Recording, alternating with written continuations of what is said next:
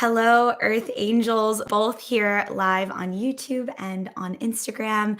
And welcome to episode 48 of the Devotional Drip, where we are going to be exploring self care as art, ritual, and higher self realization in the ceremony of your life.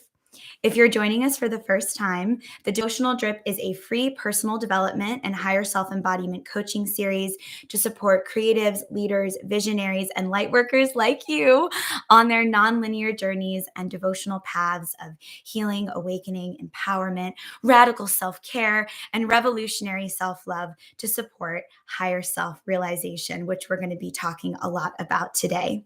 If we have not had the pleasure of meeting, hello.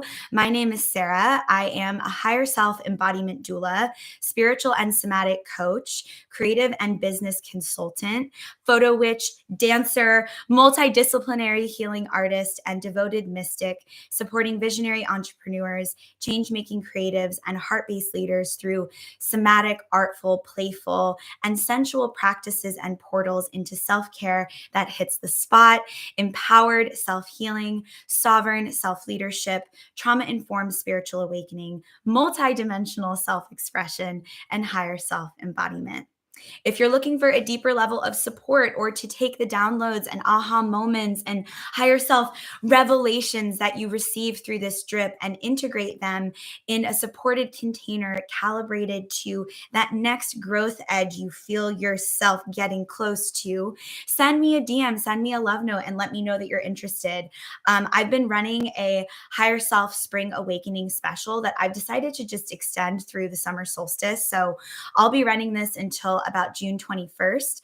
And there's some really yummy pricing and promo packages, especially if you're looking to support yourself through a container through the summer into the fall. The summer can be a beautiful time to slow down and integrate new self-care practices and really be in an artful and playful container that's calibrated to empowering you in your own self-healing so that no matter where you walk next on your personal or professional path, you have new tools and the ability to resource yourself at that level of higher self embodiment and knowing and identifying and expression that we're going to explore today on the drip. So send me a love note if interested. I truly believe birthright to have a doula, whether you're birthing a baby or a business or a creative expression of yourself or a new project that's coming into the world.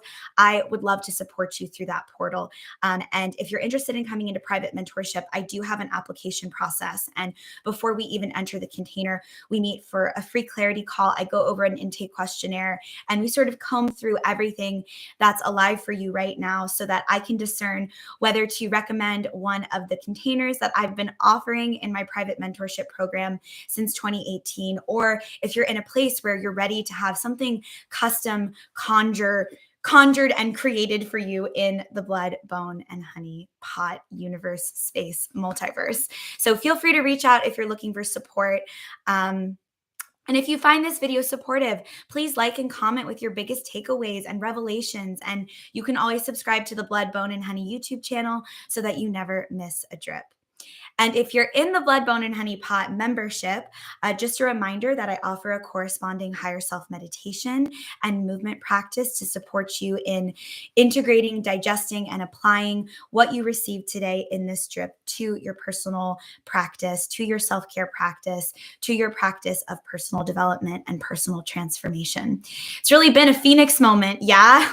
A phoenix rising from the ashes and sort of a perpetual metamorphic moment. I know that from my own altar space and from my own ceremony of my life and my clients' altar spaces and my peers and my teachers and just all the folks I get to make magic with, there's been a resounding mutual feeling of, damn, we've been surfing these waves. And my dear sister Eden asked on Instagram before we got started, how can we feel grounded in our bodies while we're setting and maintaining difficult boundaries at this time? At this time where, the more intense the waves get, it's like our practice and our sacred boundaries become the flotation device, right? That keep us in a space where we have the ability to navigate the turbulence versus being dragged down under.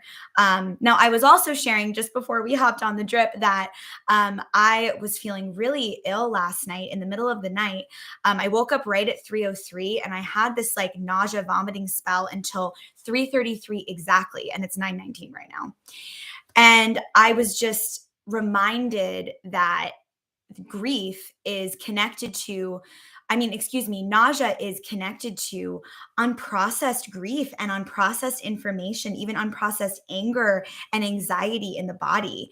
And so I let myself just wake up in the middle of the night and sort of be in this ceremony of clearing the energy out that felt like it was no longer serving me without attaching some big story to being really sick or something being really wrong. Like it just felt like there was this weather that wanted to move through me.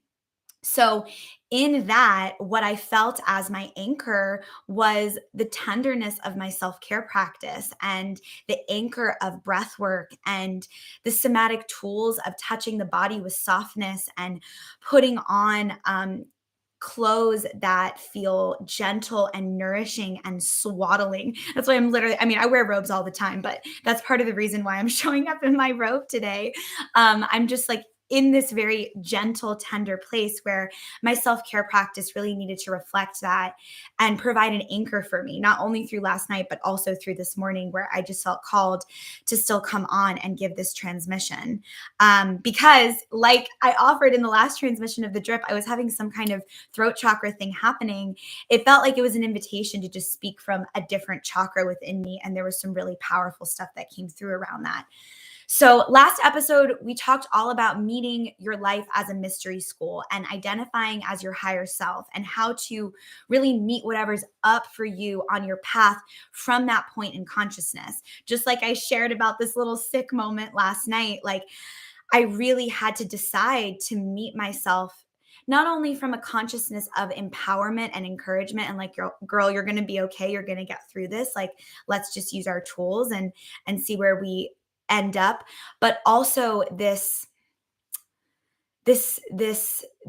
deep radical revolutionary self-love that feels like it's a texture of consciousness that will directly intercept the stories of the ego and the subconscious mind that have just been playing for not only our lifetime, but perhaps inherited through ancestors. Perhaps it's a part of our inherited epigenetic trauma.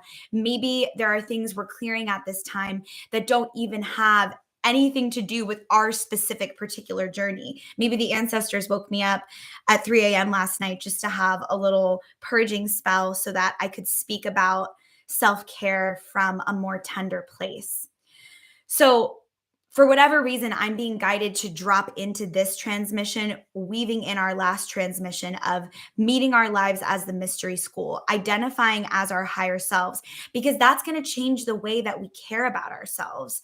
When I was super sick last night, and there's just been so much of that on my path recently, like there's been this radical tenderness and unconditional acceptance I've just had to meet myself with that has felt like some kind of spiritual boot camp training. Like my higher self is training me in a depth of self intimacy that perhaps I need for the next part of my path that looks pretty radical in my leadership and how I'm showing up. So all of that is to say that we're coming into this transition today from a place of maybe feeling like we've been experiencing some turbulence in the energetic weather patterns. I certainly was not feeling well last night. I've been really sick in 2023. It's felt like a lot of ascension activations over and over again. My immune system like rebuilding itself, taking in new information, and then sometimes falling to the ground in order to then stand up and get stronger. And that's what happens, in fact,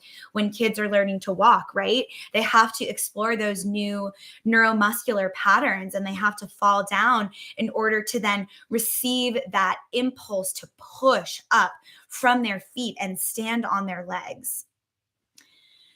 So a lot of codes dripping in around this. I want to talk Gemini about Gemini connected to Mercury and the mind and some of like maybe the turbulence that could be coming up right now in the realm of the mind, in the inner temple. We're going to call in Teresa of Avila from My Divine Feminine Oracle to talk to us about the inner temple space. But I also just want to return to this question again that my sister Eden dropped in, which was how to feel grounded in your body while setting and maintaining difficult boundaries. I want to anchor this question because I want us to all take a breath together right here at the top of this transmission, like a big, juicy inhale that feels like your ribs are actually getting to expand and express like the wings that they are.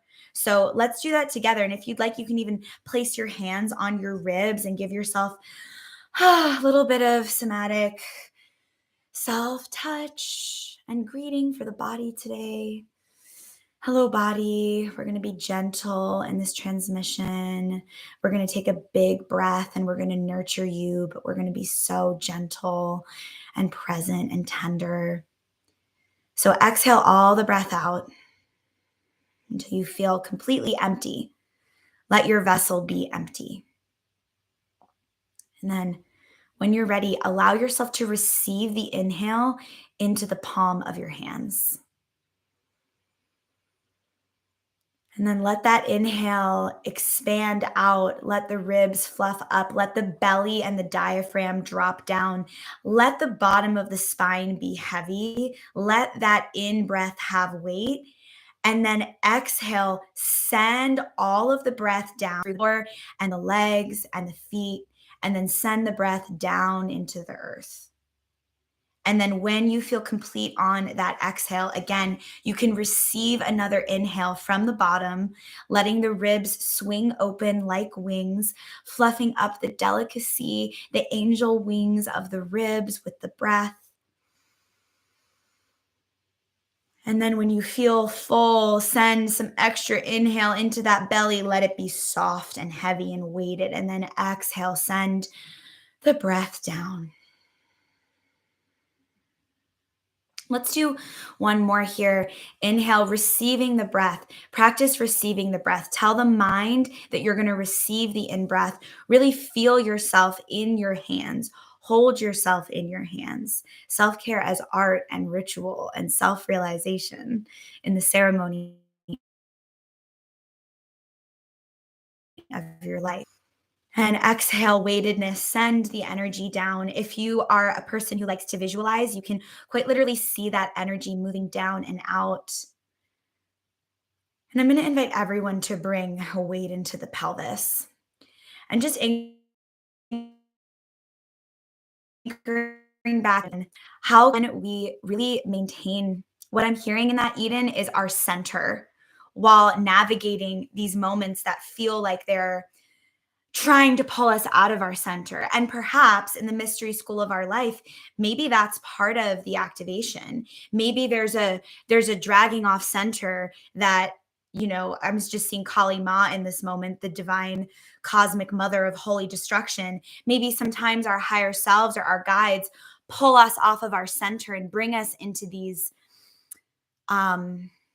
territories that bring up nervousness and discomfort so that we can meet that new growth edge with our breath, with our hands on our ribs, receiving the parts of ourselves that haven't quite developed the tone yet to be able to do the thing that our life might be calling us to do, or we even feel ready to do, but it's like there's almost like a gap in consciousness. And that gap can only be filled, like that ability to set and maintain boundaries, at least in my experience and in my experience of mentoring, that ability to set and maintain that boundary is a fluid conversation that's always changing. It's like the boundary isn't like fixed. It's not like, here's the boundary, it's like this, and it's never moving. The boundary I'm seeing as its own, like, cellular membrane with like life and the ability to exchange and receive information. And I've found that even, in my own journey of healing from codependency, when I'm in my boundary setting practice, first of all, I have to be able to feel my body. If I can't feel my body, I know that's the first sign I'm going to shoot off into one of my habitual reactionary, traumatized, sympathetic nervous system reactive patterns, which for me tends to be disassociating, freezing, or fawning. Um, so once I'm in a conversation like that, or when I'm working with my clients and I'm mentoring them and meeting these new edges, the first thing that we do with boundaries and sacred boundary setting and approaching that new edge is resource the breath, because the breath is the first anchor to the body. And if you're going to set boundaries, you need the technology of your body and the vessel of your body sense to what's boundary, right? Like the skin, the epidermis, like we have this boundary. We have a front body, we have a back body, we have the right side of our body, we have the left side of our body, we've got a head, we've got our feet, we've got all of these organs in between, we've got all of these bones, we've got all of these cells, all of these rivers of blood, all of this information. So we don't want to be trying to set boundaries outside of the vessel of that information. And sometimes, at least in my experience, it does require slowing down, connecting to the breath, and reorienting so that you can set boundaries from a place of, and I'm not a huge fan of the word like self-regulation. I feel like it's just a little too like, there's something wrong with you and we need to regulate you. My teacher, Nina, who's a psychosomatic yoga therapist and shaman in her own right. Oh, hummingbird outside. Oh my gosh.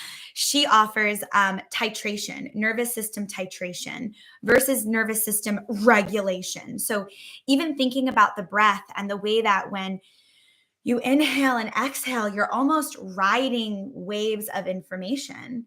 Another one of my teachers says that all of the informations of our Akashic records exist in the diaphragm. So not only do we want to resource our breath so that we're setting boundaries and we're meeting these challenging moments from our bodies, but also from the breath of life, the breath of our higher self, the Holy Spirit. Many names have been used to describe this texture of consciousness that we access through the breath. We want to have access to our Akashic records in our diaphragm. We want to have that past life information. We want to have that ancestral support. So, what I'm hearing in this moment is, let it always be a spiritual conversation. That's why I'm titling this episode Self-Care as Art, Ritual, and Higher Self-Realization in the Ceremony of Our Lives. Because if we're always in the ceremony, then when the nausea comes up, when the discomfort comes up, we recognize it as the medicine working. And in this case, we can say the medicine of our higher selves. And our higher selves and the divine love the fuck out of us. But they love us so much that they're going to directly place us in certain situations that require us to step into a realized version of ourselves that we've felt trickling in. And I know that to be true for so many people I'm working with right now in private mentorship and just in general in the membership, and some conversations I've been having with y'all in my DMs. Like the theme is higher self awakening. The theme is higher self realization. We are in the fertility of the late spring. There's so much happening. Perfect portal right now into Gemini and the mind. Gemini is connected to Mercury. Mercury is connected to the mind. Gemini is an air sign. It's also a mutable air sign. So we're in this transitional moment from the late spring approaching the spring equinox around June 21st. In the Northern Hemisphere, we'll have the winter solstice in the Southern Hemisphere. So we're in this transitory, mutable moment. There's air energy. It's mutable. metamorphosis, mutation. You might be waking up every day feeling a new version of yourself. Or something I'm also hearing a lot is like feeling like we're living in a dream. I think that's a lot of the Mercury mind energy. It feels very dream state. And it also feels like there's things getting like spun up and moved around and divinely rearranged. And I've been feeling that since Saturn moved into Pisces in March. So, with all of this information, you might also be waking up at 3 a.m. with a little bit of nausea or feeling sick out of nowhere or kind of feeling like the brain is feeling really hot. So, again, just bringing our conversation back to the breath.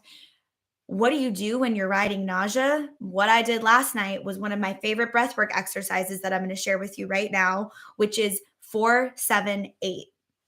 So inhaling for 4, you could do this again with your hands on your ribs.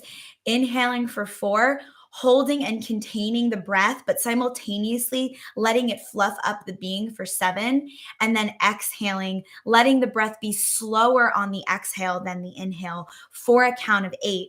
And what this does is it creates heart brain coherence because you're extending the exhale longer than the inhale. And so that extended exhale actually provides space for the parasympathetic nervous system to turn on. And then all of a sudden, you go from this state of fight or flight into the click in. I was hearing like click in my psychic space. Like there's a click in, and that's when that titration starts to happen that we were speaking of earlier. It's not like this, you do your that could pull us, off of center. And I've also been seeing this visual coming up for my clients on sessions recently, centering clay, and like how I use this metaphor a lot on the drip. Like we are being reshaped by the divine and our higher selves. That's the process of personal transformation. That's the process of ascension. And so if you get a little off center on the potter's wheel, like you can just bring your little hands in and you can recenter yourself and you can drop into your little breathwork practice. And then you can check back in and you can see where you are. But feeling to say is don't try to navigate this moment without your breath, without your higher self. It is a moment of, I'm hearing forced spiritual humbleness, where there's almost like there's an ancient proverb that says, and it kind of feels like that energy, right? Like there's a letting go of the ways of being and doing, not just in our personal lives, but in the collective in general right now, right? Like systems that are no longer working for us. And so just notice how there's simultaneously a divine deconstruction and reconstruction happening at the same time. And if that really resonates for you and these themes of metamorphosis and rebirth really resonate, go back to all of our drips that we've been doing in the Higher Self Spring Awakening series, because it's been specifically focused on how do we meet metamorphosis? How do we meet higher self rebirth? Um, what are practices? What are points in consciousness we can resource in order to meet this sort of inner and outer? I was even feeling into this morning when I woke up, still feeling a little nauseous. I was like, oh, and I said this a little bit earlier, but I was like, oh, I could totally feel where the nausea was unprocessed grief. And something I'll share in this moment on the drip is that my partner and I are currently in the process of moving for the 5th time in 5 years. And I love the Emerald so much. And she has served me and Max and our community so well. And I manifested this place with Max over many a spell work. And it felt like the just such an answered prayer and such an affirmation of the way that manifestation is so fucking real. Vibration really does precede manifestation, and prayer really is a vehicle to work with quantum reality and create what you want and need and feel called to magnetize in on behalf of your highest good and the highest good of those you're here to build the new earth with. So, anyways, we're in this process of moving and deciding where we're going and feeling into so many different points of change.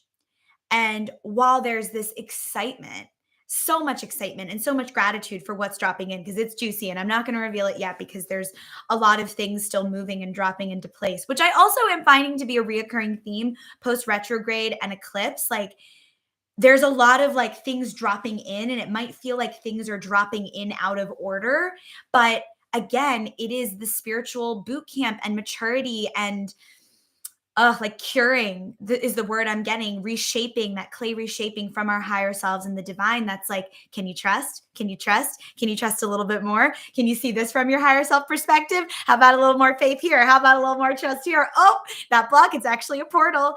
And it is sort of that energy, that titrating energy, right? That sparks us into our higher self realization, because we can't self-care as a process of higher self-realization and spiritual surrender and being willing to see whatever is happening on your path from a place of empowerment. It is a choice, and it is radical, and it requires a strength that's built upon a faith and a trust and the willingness to identify at the I am level as your higher self, as the bridge between, I want to say, as the bridge between so many different things. I'm seeing like 7 bridges show up right now. And I'm like, okay, Mary Magdalene, which one do you want me to speak to? You are the bridge between the mind and the body, and then all the other circuit points, right? You are the bridge. You are the consciousness connection points. You are the living matrix of atomic electronic information that creates this being. So therefore, and we say this all the time on the drip, and I will say this until kingdom come, you are the one who has your thoughts. You are the one who has your experiences. You are the one who is experiencing physical sensations in your body. But the key is knowing that you are the one who. I am the one who is navigating this thing right now. I'm not going to identify as the destruction, the nausea, the pain, the grief, the anger, the frustration, all of the information, all of the compost, all of the weather that our higher self is just serving us to help churn us and burn us alive into our phoenix selves. Like, how do you think an angel's born? How do you think the sun was born? Like, how was a star born? Explosions. Like, and this is reclaiming the wildness of the divine. This is the like the word activism is coming through, like the spiritual activism of rewilding the divine, spirituality, our connection to our higher selves, after centuries of institutions of organized religion sanitizing the wildness of the cosmos and the great divine cosmic mother, or the universe, or the multiverse, whatever, or source, or great spirit, whatever language resonates for you. There's been this very intentional boxing and sanitizing and trying to name and force and say, well, here's all the boxes you need to check in order to be holy and sacred and pure enough to have a relationship with God or magic, or be able to manifest or live outside of the 3D, or if you want to live in 5D or the new earth or claim your psychic gifts or whatever, you got to get all these crystals. And no. I'm here to tell you, we're about to go into a power portal in the Blood, Bone, and Honey Pot membership and on the devotional drip, where I'm revisiting, introducing the 7 pillars of higher self embodiment, which were the framework that dropped in for me when I started coaching private clients back in 2018. And every single questionnaire, I'm talking at this point now, after 5 years, 6 years, hundreds of questionnaires where there's a very similar texture of pain point across all of those questionnaires. That is, I want to care for myself, know myself, meet myself, express myself, be myself in a way that actually hits the spot, in a way that actually feels like I'm answering that call of my soul. And even as I'm speaking, the channel is like hot and churning, and there's like, again, like the leaning into the discomfort and the holy shake and the knowing that the phoenix rising, the reason that we use that as a metaphor is because that's kind of what it feels like, right? Like you feel like you're getting burned up into ash over and over again as you drop layers of density and have the space to actually embody more of your higher self. So, I'm going to be introducing the 7 pillars of higher self embodiment in a really potent way. And I'm going to share more about that probably on next week's drip. And I'll share more about that, of course, in the membership as well. But that's a framework that dropped in because I was like, oh, I need to create a template that like allows, let me say it this way.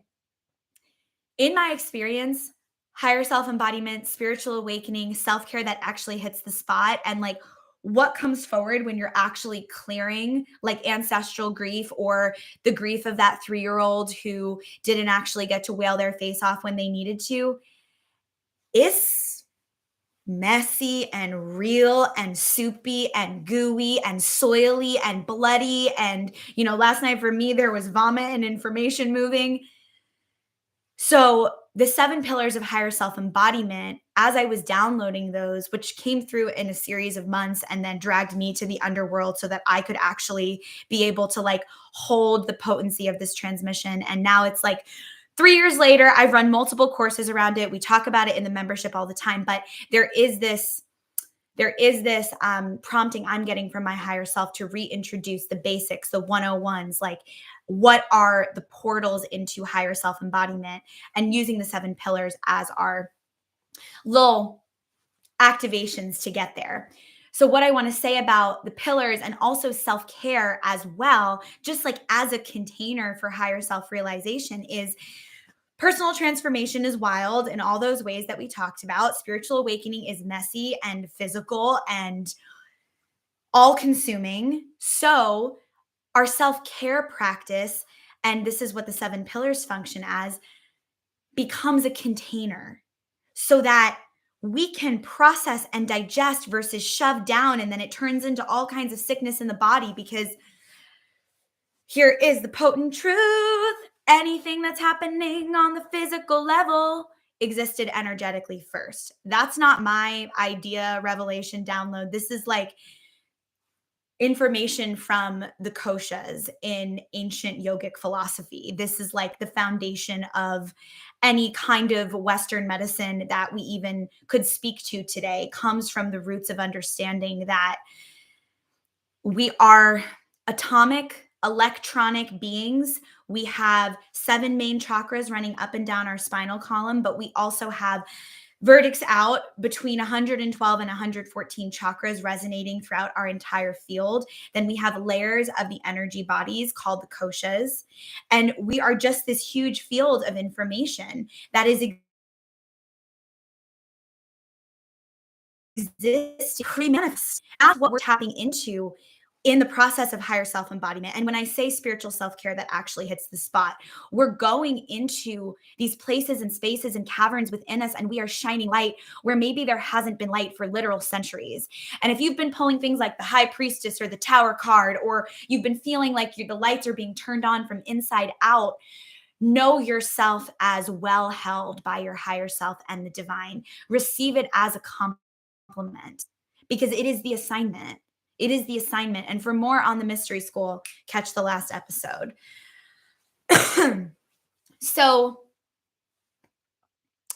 the energy in our self care practice, we want to allow the energy to have some kind of vibrational or physical expression.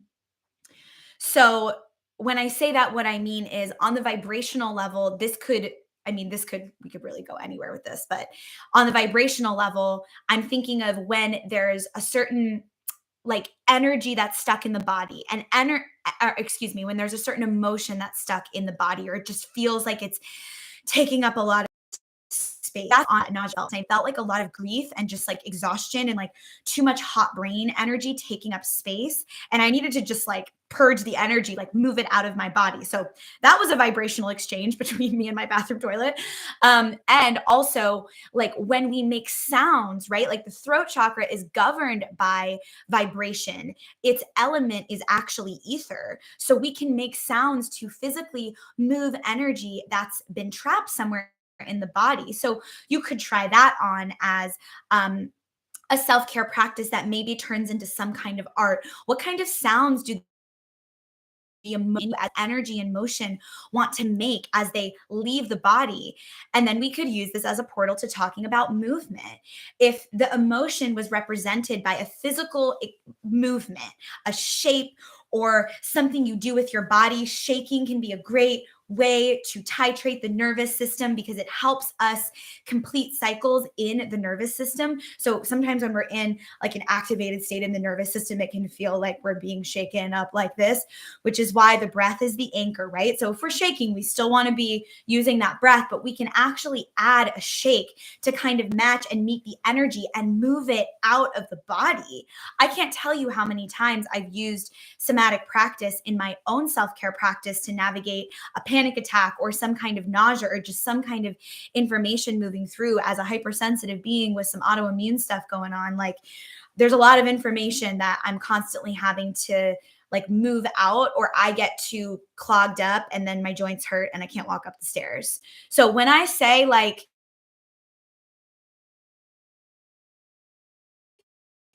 the information precedes the physical manifestation, this is coming from a person who can't walk up like, well, it manifests in the chakras first. It's just the real multidimensional conversation of our bodies. And if we're not taking care of our energetic hygiene, we're going to get sick and we're going to feel bad. And sometimes we need to get sick and sometimes we need to feel bad. And sometimes this was one of the most powerful things that I personally wrote as an autoimmune person through the last couple of years is like when I would get sick or get a fever, I actually didn't take Tylenol. And that's been a practice of mine since I was a kid. My mom was like deep into herbal medicine and all kinds of alternative ways of healing. But I had a fever a couple times over the last year, and I could feel the programming that's like, oh, take like, here's all the things that you need to take in order to get rid of this thing as fast as you can, because it's really dangerous to have a fever, or it's really bad to be throwing up, or it's really bad to be sick. Like all of this fear mongering around discomfort and like, how can we take the thing that immediately just bypass it and just keep moving on. Meanwhile, the healing doesn't actually happen. And it's like band-aid, band-aid, band-aid, band-aid. And then what do we have? Backlog of information that hasn't been processed, manifesting into more physical illnesses or mental illnesses, right? Like this is a deep energetic conversation and a deep physical conversation and a deep mental conversation and a deep spiritual conversation. And as always, take what resonates and leave the rest. But there's this very cool thing called terrain theory that you can research if you're a nerd like me and just like finding out about this stuff, where allowing yourself to actually ride a fever creates a cell turnover that actually helps the body heal in a more complete way. It's like putting manuka honey on a wound and letting there's hydrogen peroxide in manuka honey. Did you know that? Letting the naturally occurring hydrogen peroxide get in there and take care of that wound versus dumping a bunch of hydrogen peroxide on it. That's not only killing the infection, but it's also killing all of the good information. Meanwhile, you can put the manuka honey on, and not only does it have the power of an antibiotic, but it also has all of these soothing qualities. And honey has been used for all kinds of amazing self-care and healing practices. So I feel ISIS on that one, just dropping in. So that energetic physical conversation feels important. I think it's also, and I'm always mindful of what I say, on Instagram and YouTube Live, because I've been censored for like 6 years, y'all. I'm just so used to it at this point. But I also think that there's this radical self-empowerment that we can claim around our capacity to heal ourselves, to know what we need, and to ask for help. Like for all of those things to be a part of our self-care. And, it wasn't the most romantic thing to be vomiting at 3:03 in the morning, but it surely was powerful to like move through that spell and take care of myself with tenderness and kindness, and then take a shower and have to move slow and drop into breath work. And then I came into here in my office and I saw it was 3:33 on the clock, and I had sipped a little bit of water and I was like, okay, I think I need like a card to ground. But then I very specifically felt like this is going to be the card that really inspires some higher self circuiting in on the devotional drip, especially for this episode. So we are an hour in and I haven't even pulled a card. I love how the drips are just surprising me these days. We're going to do a little reading from Teresa of Avila. And we're going to point to the inner temple space, and we're going to claim the importance of our interior life as a part of our self-care practice. Teresa of Avila, Our Lady of the Interior Life. I trust the answers I find within me, and I know that this is real. With passion and conviction, Teresa of Avila connects us to the love and truth available to us whenever we turn inward. Saint Teresa was born in Avila, Spain in 1515. As an adolescent, she experienced many illnesses and was confined to a bed, which allowed her to begin exploring her own thoughts. She read every book she could find on spiritual exploration and contemplative prayer. By the time she was a young adult, she knew she wanted to dedicate her life to the interior world. She entered a Carmelite convent in Avila in 1535. She increased the emphasis on contemplative prayer and eventually reformed the Carmelite order, which was later joined by St. John of the Cross. Over the course of her life, St. Teresa founded 17 convents throughout Spain. At the age of 44, she began to have a series of visions that convinced her that Jesus Christ appeared to her in bodily form and yet remained invisible to the eye. These visions lasted for 2 years and would inform her books, especially the spiritual masterpiece, The Interior Castle, which charts the ascent of the soul as an inner journey through the 7 mansions or states of being that exist within us. Side note, before I downloaded the 7 pillars of higher self embodiment, or excuse me, I downloaded the 7 pillars of higher self embodiment, which first came through as the 7 sacred embodiment pillars about maybe 3 months or so before I got this deck.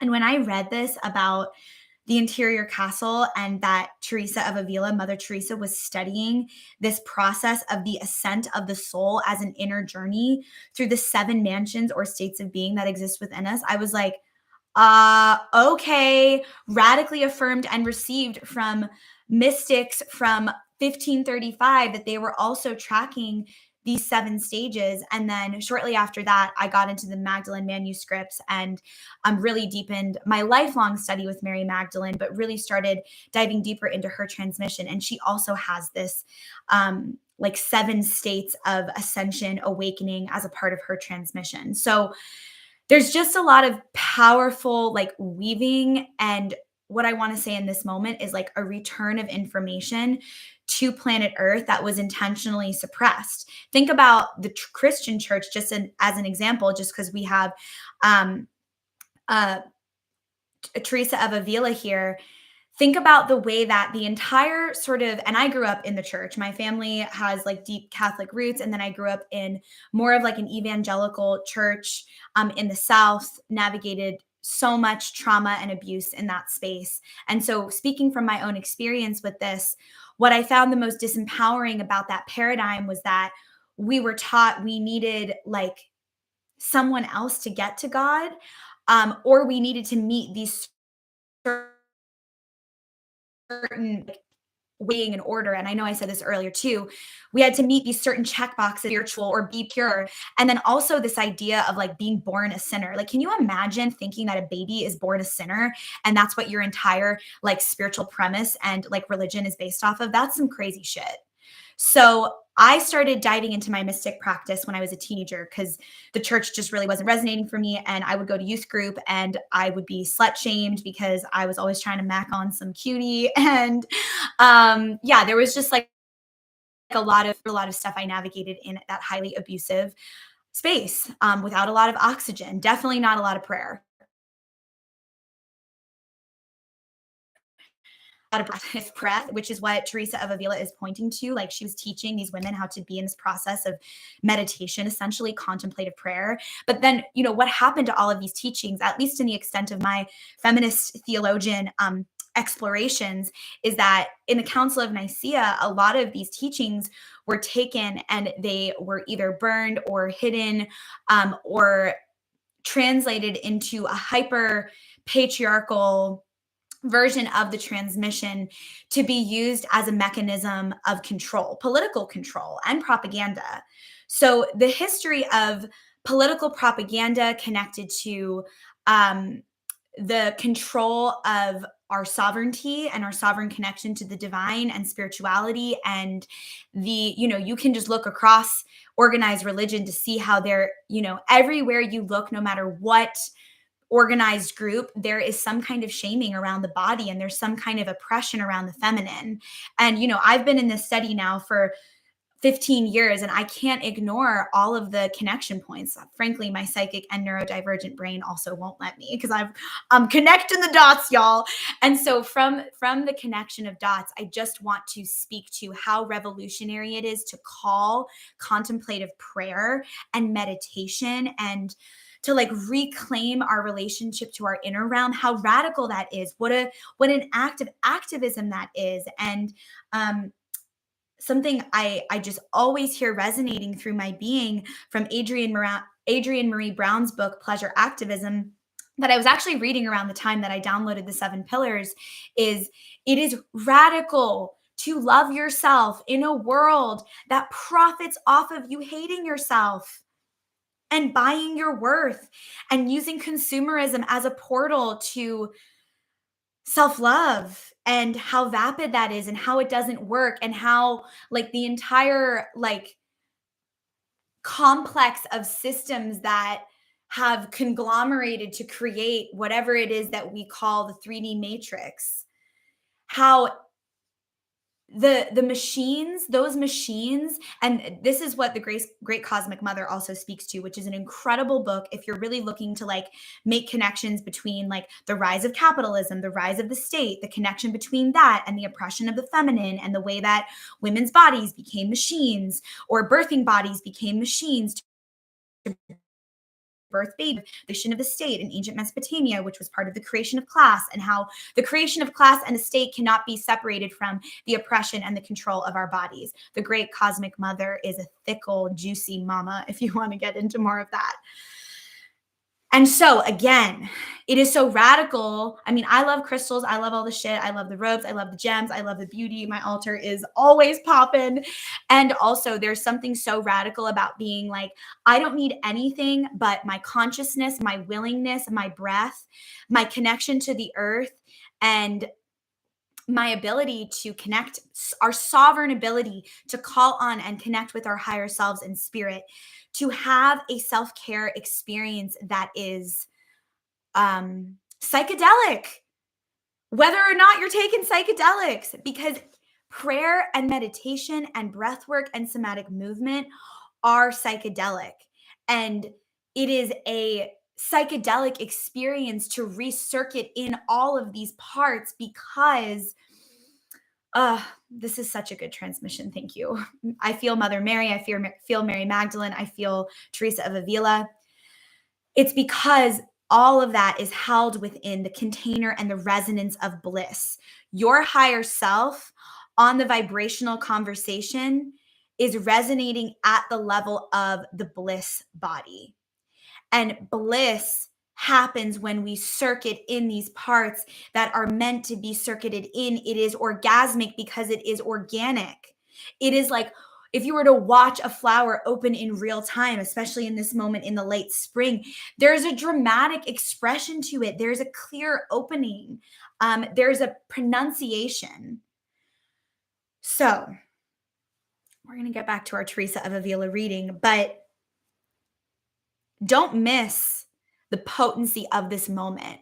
Get off on how radical it is to reclaim prayer outside of organized religion, to reclaim your relationship with your higher self and God outside of, again, organized religion or anything that's been created or put forth so far, including any language I'm using. You have your own sovereign connection. You have your own transmission. You're here to be a teacher to all of us. Get off on that is what I'm hearing as a part of your self-care as art. If you've got some shit you got to clear from the body, just bringing back that vibrational conversation, make sound, movement, adorn yourself in a way that vibrationally feels aligned with what it is that you're clearing and what it is that you're stepping into. Channel something into your journal, make an art piece, put it on your altar, make art with the information inside of you. We can say, ugh, this nausea, this grief, this fear, this pain, this discomfort, this anxiety, it's all such a bummer. It's all such a problem. What the healing artist and the mystic does, and the sovereign self leader and the new earth leader and the shaman, what you do is you take all of that and you're like, oh, look at this. I'm going to make something with this. And I'm going to quite literally use the container of my self care practice as a vehicle to transform my state of being that are having our emotions, our thoughts, our feelings. We're the ones that are having the experience. So we're the ones that can also create the container for the self-care to move the emotion as energy and motion and to our life as the ceremony. Everything we're being served came directly from God, nothing less, even the shit that feels like demons. There's this ecstatic image that I have of Kali Ma connected to Mary Magdalene and this lineage of goddess divine feminine ascended masters that I work with, where not only the angels are rejoicing at their feet, but the demons too, bitch. You know, like the deeper I get into my own mystery school training and leading people deeper into the mystery, the more there's this like, oh my God. And we say this, right? Like it's all conspiring in our favor. But what does that mean? What does that actually mean? And to like take a bite of that and hold that and be like, whoa, shit.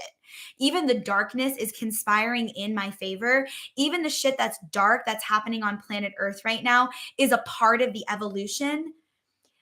That is a radical place to experience the state of the world from right now versus this addiction to cutting things off and siphoning that I'm just witnessing everywhere, like across, like you could just apply that to everything. There's cutting off, there's siphoning, there's like this over here and that over there. And it's like, no, this moment, and especially Gemini being connected to the Lover's card and the Magician in the major arcana, this is about inner divine mind and the vehicle of the body and the vehicle of the heart as tools to create more inner union.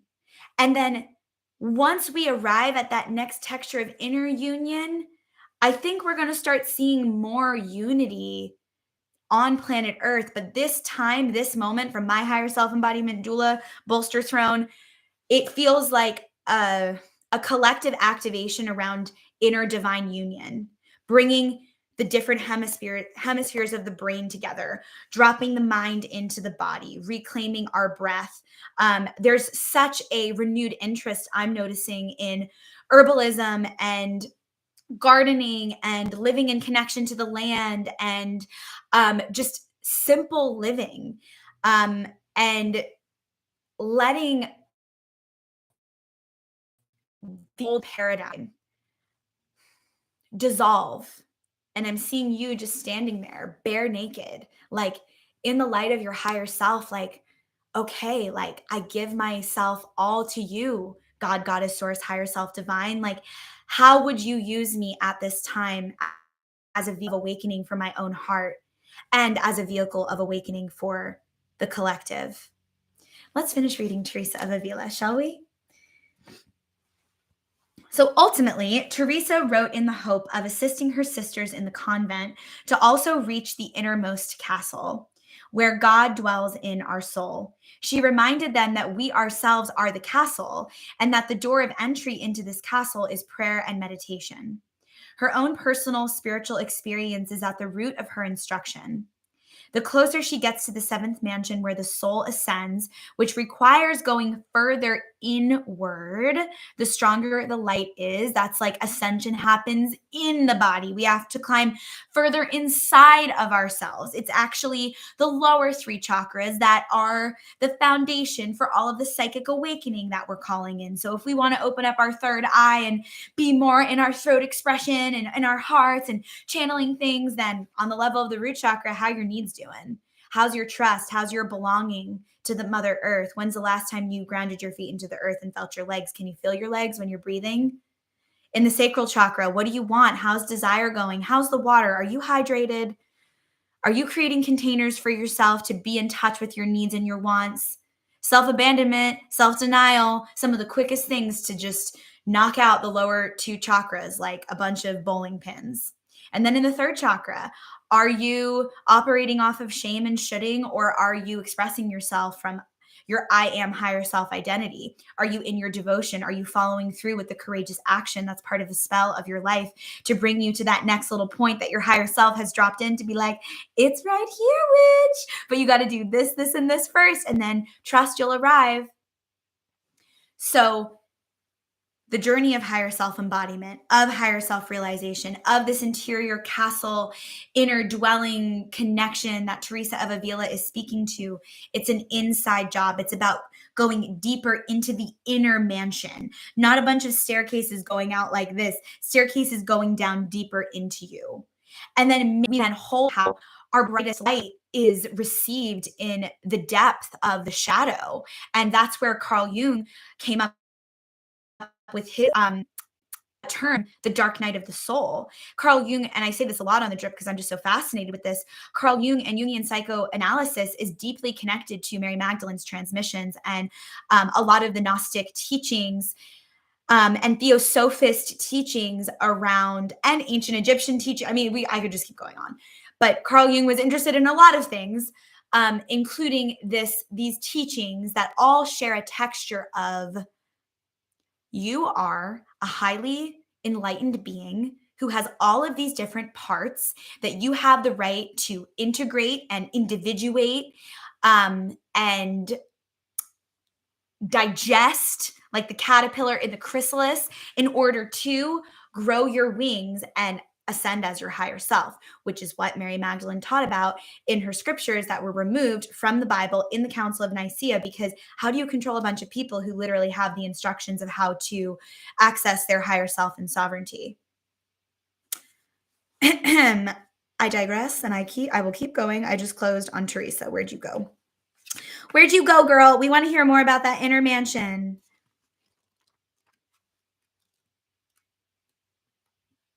Okay.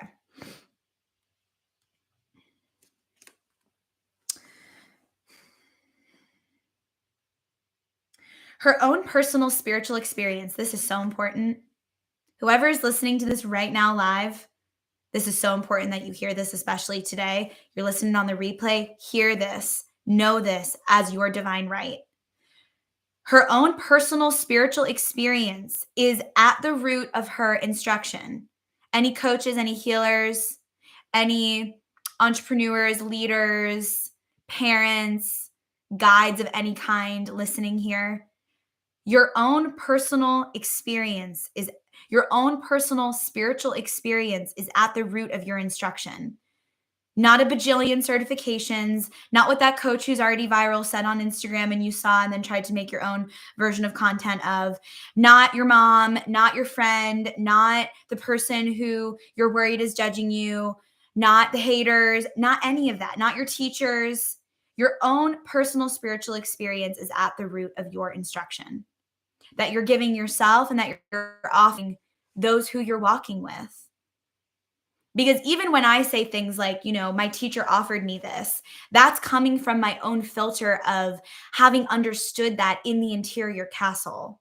So may we know as leaders that our self-care is non-negotiable. I don't care how powerful your launch plan, your product is, how good you are at what you do.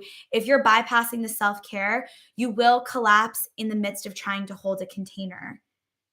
It is like, there's this movie, I think it's called Mary Magdalene, and it shows Mary Magdalene and Jesus, and it shows images of him like giving these healings and then him literally collapsing and passing out in the middle of that. And then she would come up and like scoop his body up, because there's just so much energy that is exchanged, right? If you're functioning as a light worker, if you're hanging out not just in the 3D realm, if you're experiencing like the whole field of information that's alive communicating to you, and you're filtering everything through your higher self lens and your own discernment and sovereignty, like that takes so much energy. And it also requires a depth of resource that is our self-care, that needs to hit at the level of art and ritual and ceremony. Again, when I was vomiting last night and I pulled Teresa of Avila at 3:33, I was like, all right, well, I guess this is the ceremony. And I guess this is the card that this drip is going to be based off of. We're also going to pull a couple more cards after this. So if you have something you'd like me to specifically pull a card around, a request, anything that feels alive, please feel free to drop in on YouTube or Instagram and let me know. And I would be more than happy, excited, elated, overjoyed to do that. I love to pull cards, especially if you've been considering like booking a session or something like that. Like, get yourself a little hors d'oeuvre. Okay, so her own personal spiritual experience is at the root of her instruction. The closer she gets to the seventh mansion where the soul ascends, which requires going further inward, the stronger the light is. She describes the ways to discern the voice and the presence of the divine within us, and the certainty of God that arrives that cannot be explained or doubted. So yeah, how do we discern the voice of our higher selves? Stay tuned for the next couple of episodes of the Devotional Drip and an upcoming free higher self-embodiment masterclass where I'm going to host an open studio for the Blood, Bone, and Honey Pot membership. So you can come in and get a taste of the 7 pillars of higher self-embodiment practice in real time. And I'm going to drip a new little freebie for my newsletter. It's going to be really nourishing. So if you haven't joined the Blood, Bone, and Honey newsletter, you can do that on my website, bloodboneandhoney.com/newsletter. And if you're interested in joining the Patreon, you can check that out at patreon.com/bloodboneandhoney. This inner journey was so significant to St. Teresa because she believed that God didn't care about the magnitude of anything we do, but rather the amount of love that we do it with. Pope Paul named St. Teresa a doctor of the church in 1970. Her spiritual writings are considered integral to the Spanish Renaissance and the history of Christian mysticism. When your soul selects her card, St. Teresa is a call for the importance of the interior life. She knew intimately about the spiritual wealth we all possess and have access to if we're willing to go inward. She not only emphasized the need to meditate and to pray in order to reach that innermost castle where the soul or the higher self waits for us, or of a saint or of a holy person that is giving us wisdom from within us. She had a bookmark that supposedly read, "If you have God, you will want for nothing. God alone suffices." This synthesizes the wisdom of her experience. Nothing less than divine love will satiate a seeker, especially once you have met it from within. So especially once you tasted it, which she urges us to meditate, to pray, to go inward, and to meet with the presence of the soul. And then she asks for us to believe that it is real and that the answers that we find are real. I'm going to read that again. She urges us to meditate, to pray, to go inward, and meet with the presence of the soul. And then she asks us to believe that it's real, that presence that you sense is actually real. How often do we feel the presence of the divine and something magical happens in synchronicity, and then we go right back into testing and proving? Something potent here, that's a weak root chakra. The root chakra knows that it belongs and that it doesn't need to test or prove. I'm also, though, hearing like the way that the root and the crown are like connected, right? The two ends of the spectrum. So at the root end, it's like your right to belong, your right to be here, to not test, to not prove. It's the faith, right? Mary Magdalene teaches that faith is the consciousness that precedes trust for a reason. Trying to build trust on no faith, you're going to be looking for proof for that trust to be built. You have to reach into the faith that precedes the trust to grow the trust from, or you're going to constantly be in that proving state. Same goes for the crown. If you're gripping too much to like the need to know what's going to happen next and the need to like understand or sanitize the divine or God or put it in a box, you're going to block yourself from your higher self revelations. So at the level of the crown and the level of the root, Teresa of Avila is saying that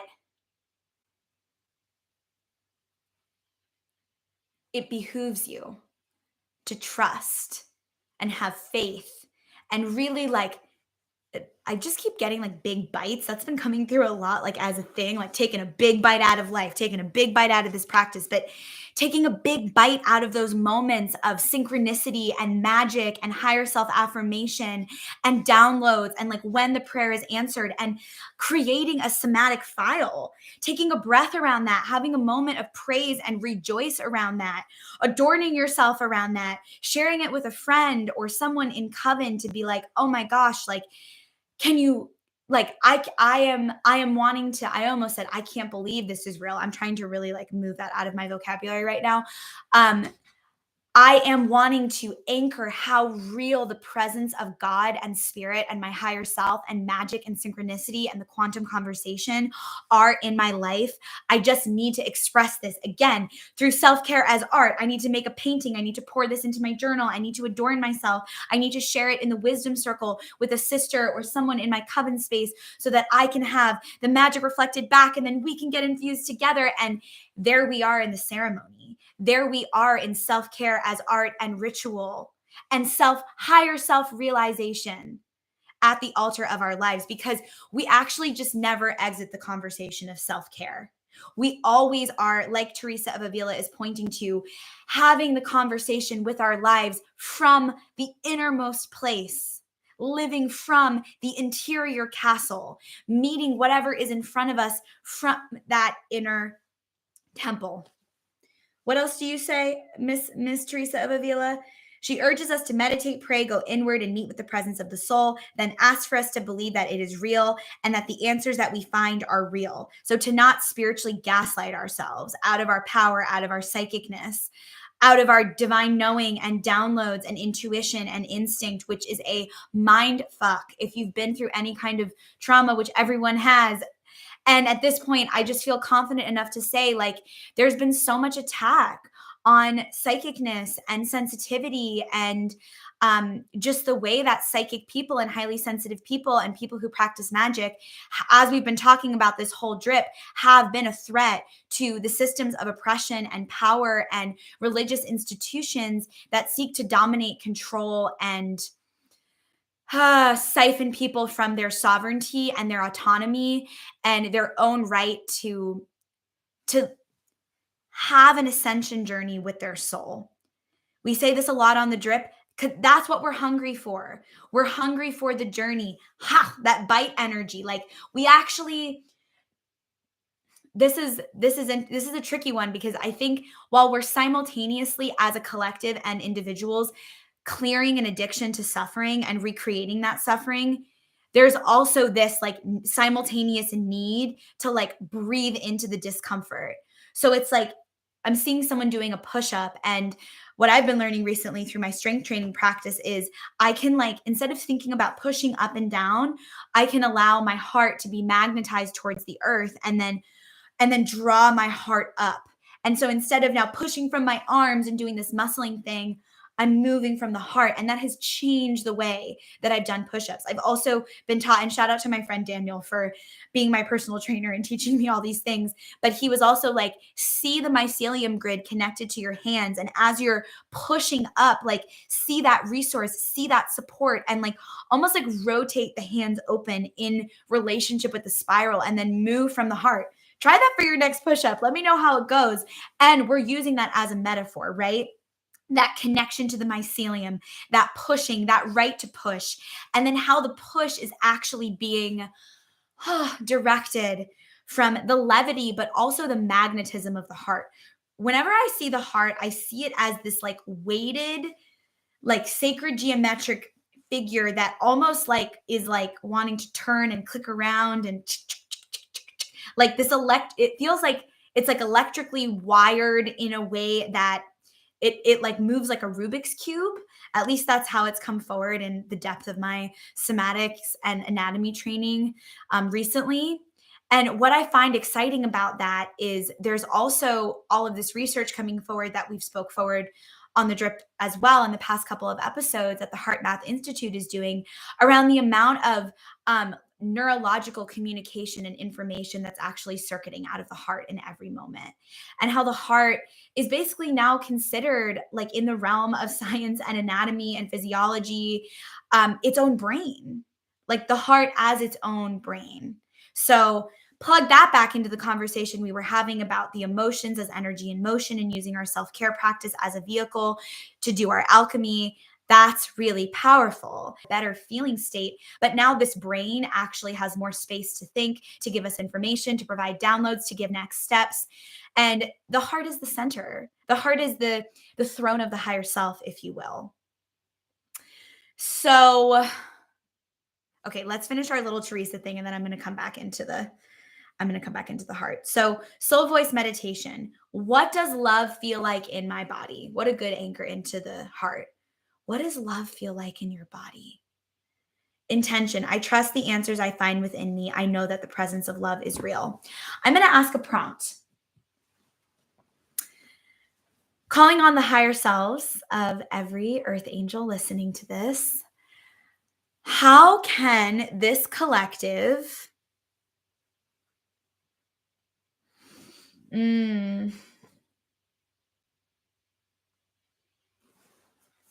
how can this collective feel the presence of love in their body more deeply, more often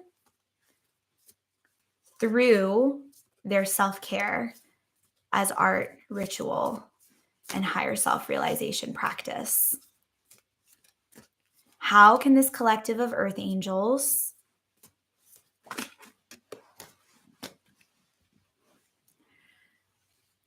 trust and anchor into faith around this presence of love, this presence of their higher selves, this presence of God, Goddess, Source within them through the vehicle of their self-care practice at this time on the planet? See the clarity of that ask? That's how you can ask your Oracle decks or your Tarot decks to tell you what's up.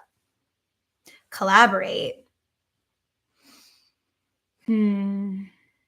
So this collaborate card with this Teresa of Avila card is automatically bringing me back into that circuiting.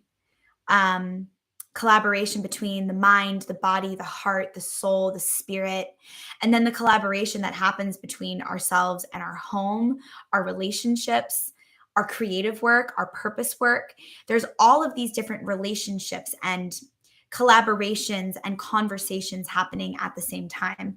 And this is to like blast forward for the drip, because we're in Gemini, we're in Mercury, we're in the mind, we're in the element of air. So we're also in the element of the heart. We're with the lover card, we're with the magician card, we're in the realm of communication. So with this collaboration card, here's what I want to ping forth. And you could use these questions as prompts for a whole oracle or tarot card spread if you wanted to. You could journal around these. You could do some movement around these, but I'm just going to fire them off. How is your mind communicating with you? How is your body communicating with you? How is your heart communicating with you? How is your soul communicating with you? How is your life communicating with you? How are your ancestors and guides communicating with you? How is nature communicating with you? How is your higher self communicating with you? What conversation are you tuned into? So in this collaboration energy, I want to ask, how can this collective of earth angels tune more into the conversation of their higher self so that they can meet all of these points of communication from that texture and consciousness? Because just to ask the mind or the body what's going on from a consciousness of fear or the ego or an unintegrated part of the subconscious mind, there could just be a lot of, I'm hearing like clamoring, like just pots banging against each other, like too much commotion. The breath creates heart brain coherence. We use that as our anchor into our bodies. We now know we have the right to go inside and ask from that place.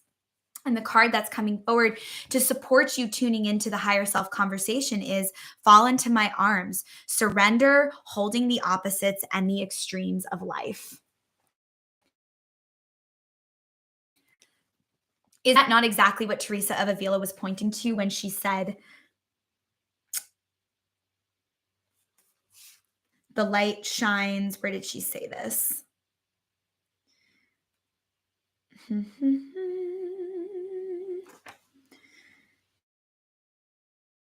closer she gets to the seventh mansion where the soul ascends, which requires going further inward, the stronger the light is. The closer she gets to the seventh mansion where the soul ascends, which requires going further inward, the stronger the light is. This card is saying, fall into my arms to tune more deeply into that conversation. Surrender, holding the opposites and the extremes of life. I want to call forward The Labyrinth as a fun self-care as art resource that could be a great movie to watch as a tandem activation to this drip. Also, Princess Mononoke. Yeah, there's just this energy around like the willingness to go into the darkness, to know that polarity is the dynamic space from which your higher self is born. That spiritual awakening is not some airy fairy, easy peasy thing, that the path of higher self embodiment is a shamanic path. And that it is going to require deep surrender. Let's see what this Fall into My Arms card has to say from the Starseed Oracle. Last, she knows how challenging, excruciating when your soul remembers the oneness of source. But at the same time, it can be incredibly glorious and sweet. So often we see things as either good or bad. When things go well, we make it mean we're being rewarded. And when things are bad, then perhaps we've done something wrong. Anyone doing that? I had to really catch myself early, especially when I was turning on my psychic gifts and going into more of that physical, like that communication with physical reality, and really noticing signs and numbers and learning more about the system of the tarot connected to archetypes and how to read energy and the chakra system and all the things. As that was happening for me and dropping in at a next layer of my own higher self awakening, I had to go through this initiation where my higher self taught me that there's no such thing as a bad sign or a bad omen. To even be in that state of mind is to need to ascend to a higher place in consciousness in order to actually activate the psychic gift that allows you to receive it from a place of being non-threatened. And that does happen through embracing the mud, through knowing that the lotus grows from the mud, through being like, I'm going to get off on the fact that I'm in a mystery school. And Teresa of Avila, who's a saint from the 1500s, who taught women how to meditate and pray, which is so fucking radical because they were accessing their sovereignty versus having to go through some fucking dude who was jacking off in the, prayer room to get to God. She was like, no, we're not doing that. Now we're going to reclaim our right to access the divine that's always dwelling within ourselves, but it's going to require us to go to the dark places and to get quiet and to be with ourselves in order for that light to take up space and shine in a new way. And in this moment, I'm hearing return to original blueprint, and I'm seeing you as a soldier, as a steward, as a channel, as a vessel in your lineage who's it's like if you were like an Olympic like athlete for higher self embodiment and ascension, like you have been chosen in your lineage to heal things that don't even just, I mean, of course they belong to you because it all belongs to all of us, right? Like we're not separate, but at the same time, what I mean by that is like you're healing things that aren't even yours. You're doing work on behalf of your ancestors. You're doing deep quantum healing. And when you go into those caverns, your higher self is with you. And when you go into those caverns, you can call on your wise and well-heeled ancestors and your guides to hold the perimeter of your container. And again, let your self-care be a ceremony. Don't drop into trying to clear emotion and do alchemy work without calling in your higher self at the center, clearing energy that's not here to serve you, and then calling in those guides on the circle. This is what we're going to be practicing together in this next series of devotional drips. Well, this is what we'll be speaking to in the next series of devotional drips. We'll be taking this into practice in the Blood, Bone, and Honey pot.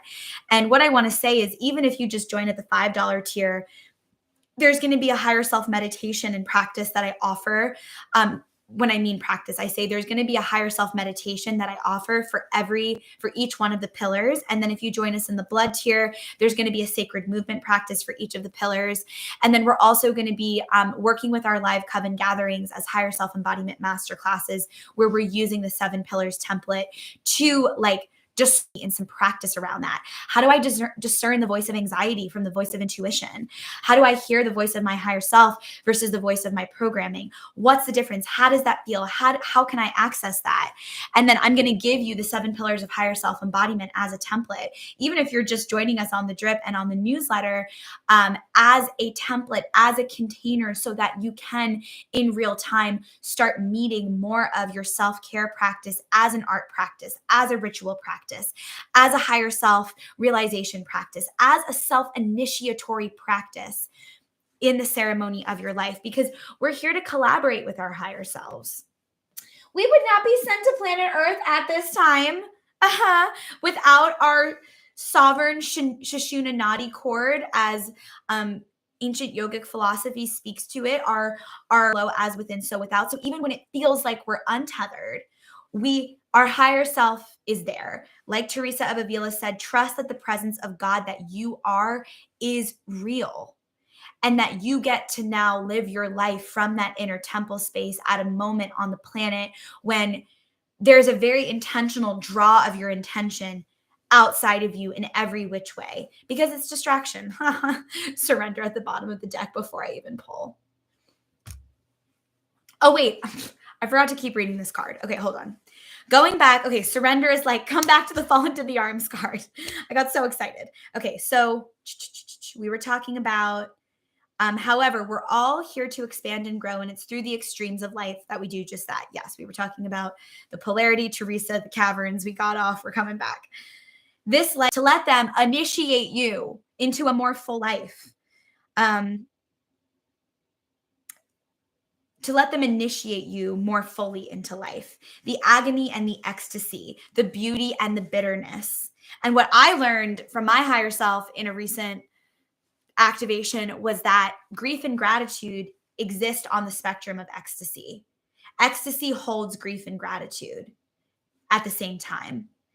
And we can allow ourselves to be in that conversation, that collaboration, if you will, between our grief and our gratitude as we surrender more into our light, knowing that following the rainstorm comes a rainbow. So if there's some grief or some shit that needs to be cleared, then flowers are going to grow from that. A rainbow is going to come, but that requires our faith to know that we're going to get to the other side of it. And for whatever reason, like I said a bajillion times this drip, my higher self had me vomiting at from 3:03 to 3:33 last night, for no apparent reason other than the fact that my body just needed to process some information. And then I was able to come into the texture of this drip tender and really in touch with like the power of breath and basic somatic and spiritual practice to ride the waves that not only our lives and this moment on the planet is serving us, but again, our higher self is serving us on behalf of our evolution.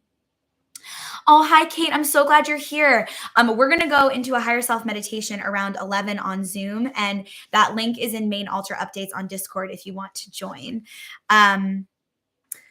All right, so you're being invited to welcome the highs and the lows of the human experience, to let them initiate you more fully into life, the agony and the ecstasy, the beauty and the bitterness. This life is but a single breath in the inextinguishable existence of the experience of your soul. The Great Mother wants you to hand over your loneliness, worries, hurt, sorrow, fears, burdens, and doubts, to lay them on her altar, to fall fully into her arms, to remember that while these extremes are difficult, they can also be magnificent. And I will just interject, they are part of your reshaping. They're part of your recentering. They're part of you coming into deeper divine union with your higher self. The more wildly the pendulum of your life swings, the more truthfully you can say, I have lived. Starseed activation. Place the card on the portal of your heart and whisper the following. We can all just put our hands on our hearts. I am ready to embrace the extremes of life. Say it with me. With breathy awareness. I am ready to embrace the extremes of life. I lay all that I'm carrying onto the Great Mother's altar, and I fall completely into her arms. That's such a good follow up to our last episode of The Drip, which talked about the mystery school and identifying as our higher selves. And Mary Magdalene is saying, go listen to it. Go listen to it. Thank you, Mary, for this affirmation. We called on you so many times today because it's going to let you drop the self-judgment that's actually not helping you at this time. Like, I'm getting the energy of like too much self-scrutinizing and going over things. And there's a card in the Kim Kranz animal deck that talks, it's the mouse card, and it talks about like being nitpicky and nervous and like divine detail oriented and getting kind of lost in how are all the things going to go and how is this going to go and like micromanaging the universe energy. These cards feel like drop that, put it on the altar. Are you willing to give up your micromanaging and your control for a deeper connection to your higher self and the divine and your sovereignty? Are you willing to do that? Because there is an exchange. There is a devotion, there is an offering, right, that we need to make at the altar of our lives, at the ceremony of our lives, in the ceremony of our self-care practices, as rituals. When we make the offering, we allow space for a new imprint to take root inside of us, a new experience of ourself. Dr. Joe Dispenza talks about our personality being a culmination of our thoughts and our words and our beliefs and the way that we self-identify, and also, get this one, our habits. Our habits create our personality. What's so powerful about this is we were talking about self-care as a vehicle to support us in titrating or regulating our nervous system. And when we're in a sympathetic, activated state in our nervous system, we are in habitual reaction. When we're in that sympathetic state of fight, flight, freeze, fawn, disassociate, fly away. I mean, I personally think from my somatic and trauma training, the deeper I get, I think there's infinite ways that we could talk about how a sympathetic activated state shows up. We don't have to just hang out and fight, flight, or freeze. So if there's another way that you want to use to describe that for your nervous system, to be like, and maybe it's the next time you get triggered or you feel that activation happening, it's like, oh, I'm going to name this. This feels like me. And okay, I'm feeling that my body is limp right now. I'm remembering that my breath is my anchor into my body. I'm going to take a breath and see if I can just feel my body. And then I'm going to orient myself in the room. This is a trauma technique that we've been practicing in a yoga teacher training that I'm in right now. I'm doing my 500-hour, I guess. So we've been doing this exercise offered by Nina B of Centering Life, where, and this is really good for any sort of, like, if you're working with a client who's got a lot of complex trauma, or you're landing in a self-care practice and you're feeling like you got to work through something, but you're feeling really activated. Of course, the breath as our first anchor, and then to name something in front of you, looking behind you and naming something. Survivors of trauma can have a lot of like, something's coming at me or something's going to sneak up behind me, that like hypervigilant, another shoe is about to drop. So you can name something in front of you. You can name something behind you. Then you can name something to the right of you, name something to the left of you. You can look up and see something and name it on the ceiling, and then look down. And then touch your body and orient yourself in space so that you can connect to that temple, vehicle, channel, chalice way of self-identifying.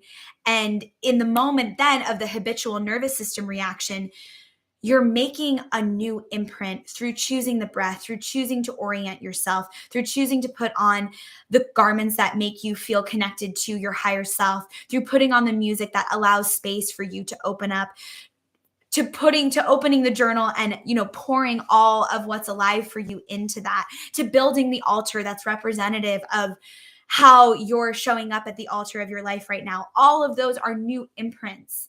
Even just the simplicity of the breath and your own presence, like Teresa of Avila is pointing to us, because that's the practice that all the other rituals and practices are going to get inspired from. And that's the place that every practice, I would invite you to start from.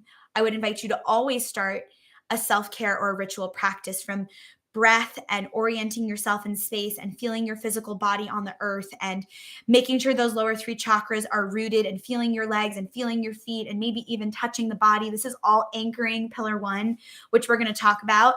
And then pillar two, we go into disarming, really calling in that circle of light. We use some somatic touch and movement in that. And the pillars, again, are this container that create a space for you to be in your higher self-realization practice from a place of trauma-informed spiritual awakening, which is just something that started resonating through me so deeply to start talking about over the last few years, as it just seems like everyone and their sister is going through a higher self-activation. And like just there's light being poured onto the planet and all of the big astrological activations and solar flares that have been happening. There's just so much up right now. So start with the simplicity over the next couple of weeks of just coming into that inner temple space first and then deciding how you want to care for yourself from there.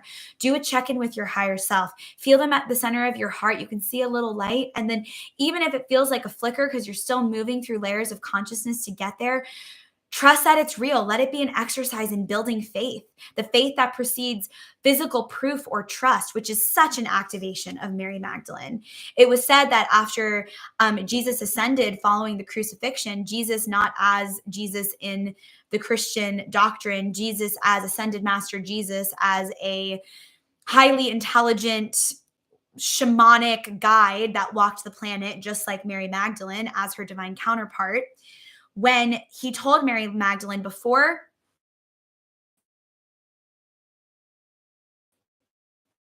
like during the crucifixion, or maybe it was actually at the Last Supper, something like that. I'm getting my religious history wrong, but and it's not even religious history, but you know what I mean. I need to tap back into the Magdalene manuscripts for this one. But essentially, he says something like, when you see me ascend from the tomb, first of all, wait 3 days. And then when you see me, you're going to see me and it's going to look like I'm in my physical body, but I'm actually in my Ka body.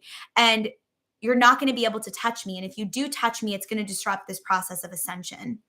And so Mary Magdalene, in her faith that precedes physical proof and trust and all of the things, had to just trust that, like, she would wait there for 3 days, then she would see this, like this version of her beloved post crucifixion, and that it would seem like he was a human being, but he was actually in his Ka body, and she wasn't going to be able to touch him.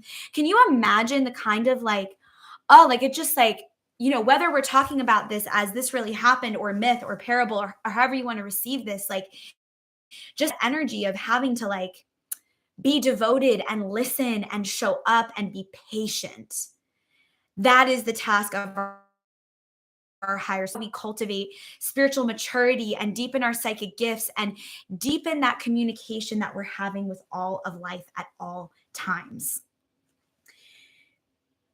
The more we call on our higher self-consciousness and light to penetrate the depths of darkness that we're self-realizing at this time, individually and collectively, the more there's going to be the self-judgment and the shame and the guilt and the fear and all of those lower vibrational consciousnesses are going to be replaced by a holy discernment, is what I'm hearing. This card feels like it's yeah, we're clearing a lot of self-judgment at this time. And also there's a rising of a whole discernment that comes from a self-intimacy that is cultivated through self-trust and self-faith, that happens through the vehicle of the way that we care for ourselves in each of our lives. Not only the containers that we create, but following this drip, I'm about to take a little break and then record a higher self meditation. How am I going to care for myself in that moment in between? How am I going to care for myself as I continue to lead and offer practice for the next couple of hours today after a pretty rough night of sleep, but feeling spiritually resourced and physically resourced to be able to show up, just needing to be gentle and trusting that gentleness. Yeah, I'm hearing pull one more card. This will go into our movement practice. How can these beings move? How can these earth angels move in alignment with everything that's been offered? Offer it up. If that wasn't clear enough, offer up the gunky stuff as part of your self-care as art, ritual, and ceremony and higher self-realization practice. And know that this time is about stretching and expanding. And you can resist the stretch or you can breathe into the stretch.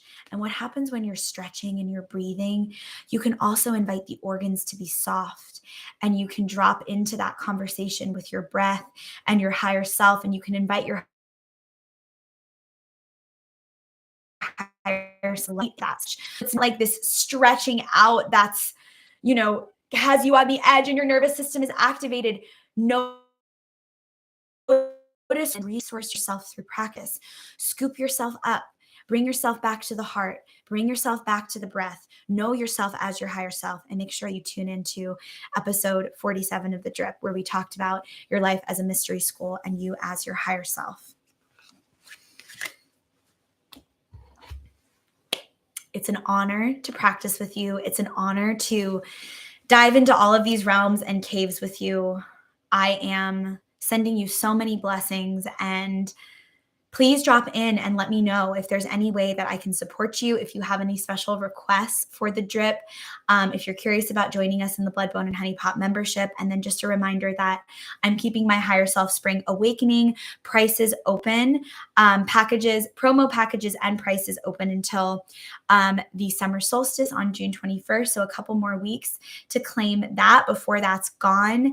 And sending you so much love. Thank you for being here, angels. And I'll see those of you who are joining us for our higher self meditation in a little bit. Going to say bye to YouTube, and then we'll say bye to Instagram. Goodbye, Earth Angels. See you next episode.